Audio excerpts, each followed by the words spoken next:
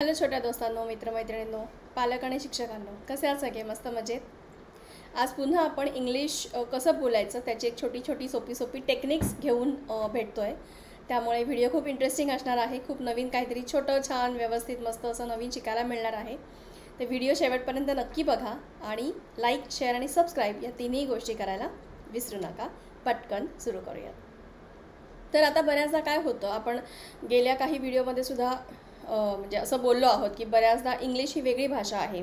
त्यामुळे त्याची वाक्यरचना करताना, पटकन कोणाशी तरी बोलताना थोडीशी तारांबळ उडते, बरोबर? मग त्याच्यासाठी काय करायचं, छोटी छोटी टेक्निक्स वापरायची. सगळ्यात पहिले तर भीती काढून टाकायची, हे सगळ्यात महत्त्वाचं आणि मोठं टेक्निक.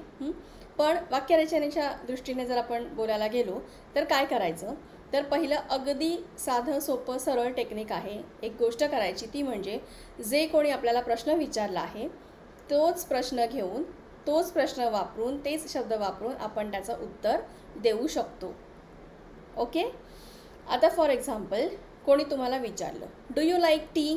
तर ह्याच्याच प्रश्नामध्ये काय आहे, लाईक पण आहे, टी पण आहे, बरोबर? मग उत्तर देताना काय द्यायचं, येस आय लाईक टी. सोपं आहे की नाही? आता दुसरं उदाहरण बघूया. Are you a student? Yes I am a student. Okay.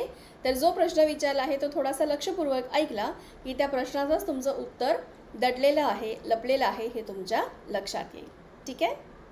आता दुसरं काय करायचं, आणखीन एक गंमत काय करू शकतो आपण, की आता थोडासा कॉन्फिडन्स जर वाढला की चला हे एक आपण प्रश्नातलं काहीतरी एक घेऊन आपण त्याचं उत्तर देऊ शकतो. मग आता काय करायचं, आपल्याला दुसऱ्यांची, समोरच्या व्यक्तीसोबत, समोरच्या माणसासोबत कॉन्फिडेंटली बोलायचं आहे. तो कॉन्फिडन्स कसा येणार, फक्त येस नो अशी उत्तरं दिली ना तर तुम्ही सुद्धा इमॅजिन करून बघू शकता की तुम्ही कोणाला प्रश्न विचारला आणि हो नाही असं फक्त जर समोरच्याने उत्तर दिलं तर आपल्याला सुद्धा त्याच्याशी बोलण्यामध्ये तेवढी गंमत नाही येत. पण हेच आपण अरे वा छान असं करत करत एखादं अख्खं वाक्य बोललो, त्याच्यातनं काही प्रश्न विचारले, तर ते कॉन्व्हर्सेशन छान होतं, मजेदार होतं आणि इंटरेस्टिंग होतं आणि आपल्याला त्या व्यक्तीशी बोलावंसं वाटतं, बरोबर?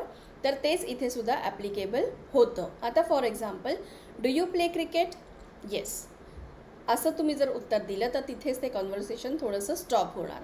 पण याच्याऐवजी तर तुम्ही असं म्हटलं, yes I play cricket every Sunday with my friends. आता हे वाक्य जेव्हा आपण बोलतो ना तेव्हा आपल्याही डोळ्यासमोर एक थोडंसं चित्र दिसायला लागतं की ओके हा मुलगा आहे किंवा ही मुलगी आहे, तर तिच्या फ्रेंड्सच्या सोबत ती एका कोणत्या तरी ग्राउंडवरती जाऊन दर रविवारी क्रिकेट खेळते.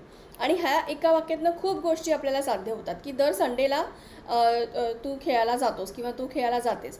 याचा अर्थ अजून काय होतो की जेव्हा शाळा नसते तेव्हा तुम्ही फक्त घरी नुसते टाईमपास करत नाही आहात, मोबाईलशी खेळत नाही आहात, तर तुम्ही ॲक्च्युअल ग्राउंडवर जाऊन खेळताय. एवढी सगळी माहितीसुद्धा समोरच्या व्यक्तीला कळते आणि तिला आपल्याशी आणखीन बोलण्यामध्ये मजा वाटू शकते. ठीक आहे. R you hungry? येस एवढं सांगितलं तर ठीक आहे बाबा, लागली आहे भूक, एवढंच समोरच्याला वाटणार, बरोबर?